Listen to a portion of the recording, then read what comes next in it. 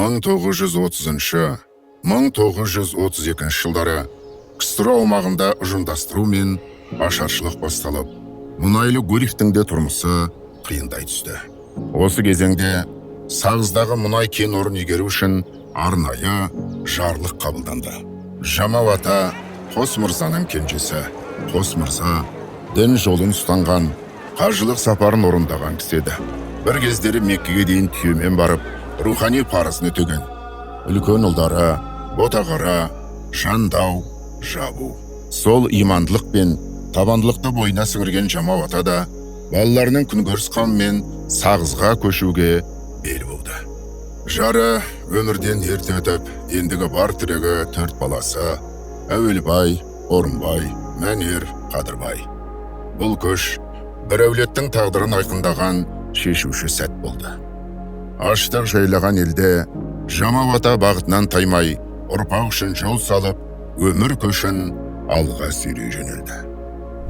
Баяғыда аталарымыз, әкелеріміз, мына Жамау деген ата Гурьевте тұрған, балықшылы болған, балық аулап, бірақ өмір қиын болғасын, бұлар промыслы Сағызға мұнай саласына көшкен. 1942 жыл.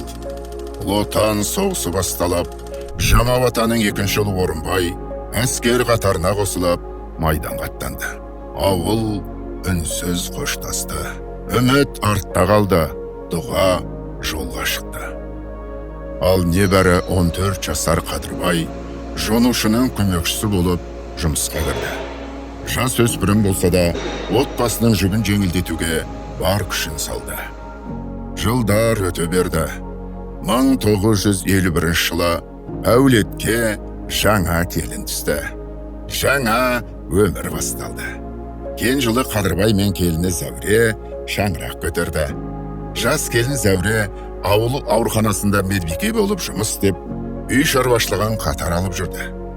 Бірақ қуанышқа қайғы араласты. 1952 жылы Жамау атаның қолына қара қағаз жетті. Ұлыңыз Орынбай ерлік пен қаза тапты. Бұл бір ғана отбасы емес, тұтас әулеттің үмітіне балта шапқан қаралы хат. Жамау ата бұл қайғыны ішінде ұстап, көп замай өзі де 90-ға қараған жасында өмірмен қоштасты. Ол үнсіз жүріп, ұрпағына жол салып, ауырлықты айтпай көтерді.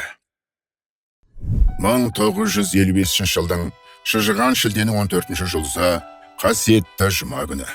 Сол сәтте бір әулеттің жаңа таң атты. Дүниеге Жұмабек келді. Руы Ысық, атасы Жамау, әкесі Қадырбай. Бұл бір дәуірдің жабылып, екіншісінің ашылуы. Жалғасқан ұрпақ, жаңғырған аманат. Қадырбай ата мен Зәуре апа, ағасы мен жеңгесі және балалары Сара, Жұмабек, Асқар, Әскер, Қуаныш қара шаңырақтың астында Сағызда өмір сүріп жатты. Алайда уақыт өте ауылда жоғары сынып болмағандықтан Қадырбай атаның отбасы 1965 жылы балаларды оқыту мақсатында Гурьев қаласына көшуге шешім қабылдады. Мақат, Дассор, Ескенені мекен етіп, 3 күн 3 түн жол жүрді. 130 шақырым артта қалды. Ол кезде жас кезде қазіргі балдар сияқты емес, доп жоқ, мал бағу, шөп салу деген сияқты, шөп шабу, сондайлар есте қалды. Енді мамамыз соғысы үлкен кісілермен ақылдасып, балдарға білім беру керек, үйшікке көшейік, Гурьевке көшейік деп, сол мамамыз алып келді. Мамамыз, әкеміз бәрі.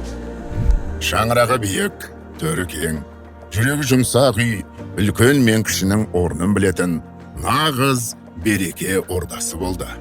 Бұл Зәуре апамыздың даналығы. Қалаға қоныс аударғаннан кейін Жұмабектің қарындасы Гүлшара 3 жылдан соң тәй басып Гүлфара дүниеге келді. 1970 жылы Жұмабек мектепті аяқтап, Гурьев политехникалық техникумына өз күшімен оқуға түсті. Ол ойын көпке айта бермейтін, ішінен терең ойлайтын, бұл оның болашақ тұлғасының іргетасы қаланған кезеңі болатын. 19 жасар Жұмабек техникумды тамамдады. Бұл жай ғана оқу орнын бітіру емес, үлкен өмірге жасалған батыл қадам. Ата-ананың үміті, іні қарындастың тірегі бола жүріп, табандылық пен жауапкершілікті бойына сіңірді.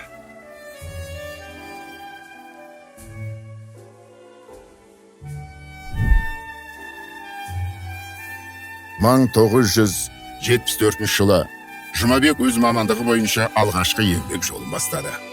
Ол балықшы барлау, бұрғылау басқармасына бұрғышының 4-ші разрядтық көмекшісі ретінде жұмысқа орналасты.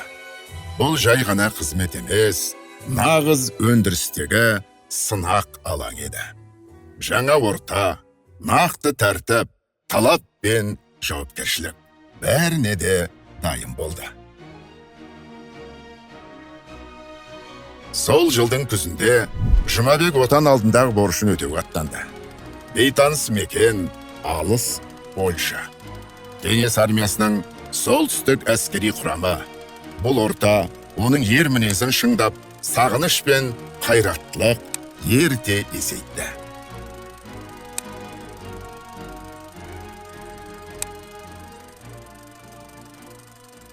Армиядан келіп, 76 жылы. Манағы кісіге тағы да бардым, Қисметов Асабайға. Асабай, аға, мен армиядан келдім, жұмысын жалғастырғым келеді. 15 тәуліктік вахталық режим, ыстық пен суық климат, техниканың дауысы, бұрғының ырғағы, бәрі оның жанына сіңді. Қиын жұмыстан қашпай, өзінің мамандығын жақсы көріп, адал еңбек етуге ұмтылды. Бұрғышы мамандығы оның өмірінің басты мән мағынасына айналды.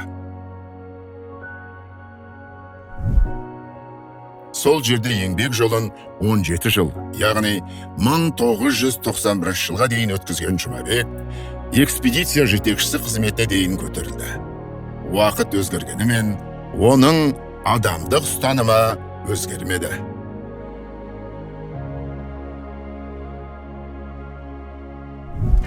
1980 жылдың қараша айында Жұмабек өзінің өмірлік жары Есентемір руының қызы Гүлбаршынмен бірге шаңырақ көтерді. Бұл Жұмабектің тек еңбек жолында ғана емес, отбасы иесі ретінде де жаңа белеске көтерілген кезі. Кейін екі ұл мен қызы дүниеге келді. Бұл ұрпақ сабақтастығының жалғасы болатын.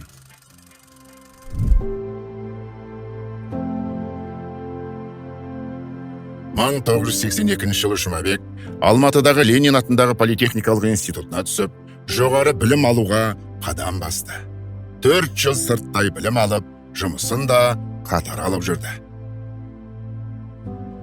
1991 жыл еліміз тәуелсіздікке бет алған тұста Жұмабек Қадырбайұлының да еңбек жолы жаңа биікке көтерілді. Ол Гүрал атты бірлескен мекемесіне өндіріс бойынша бас директордың орынбасары болып тағайындалды.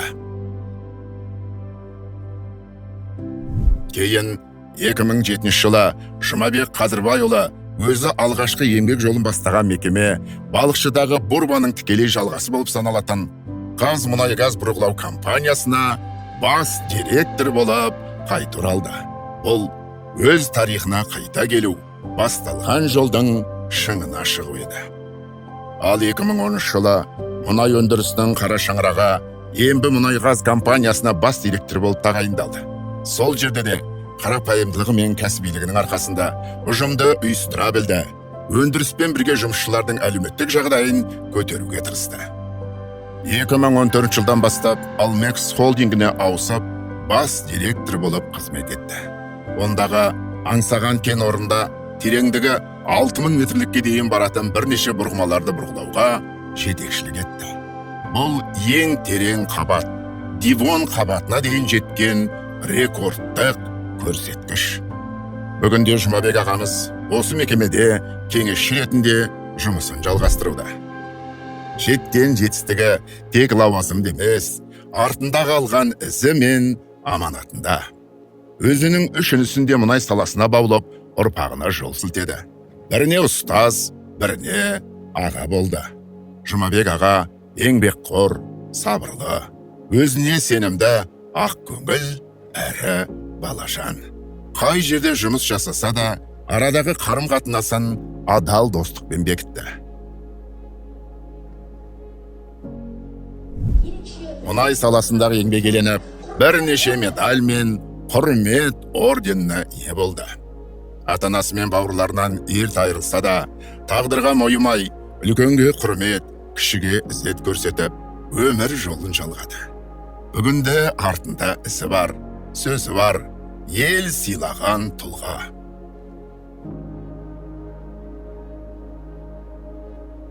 Ол ешқашан биік мінберде сөйлемеді, бірақ өмірімен үнсіз насихат айтты. Бұл Жұмабек Қадырбайұлы жасаған жол, жай ғана жол емес, ұрпаққа қалдырылған өмірлік өнеге. 70 жас сабырдың, еңбектің, іріліктің шыңы. Жүріп өткен жолыңыз шындықтың айғағы. Құрметті Жұмабек Қадырбайұлы, сізге үлкен құрмет пен амандық және ұзақ ғұмыр тілейміз. Жасаған жолыңыз ұрпаққа үлгі болғай.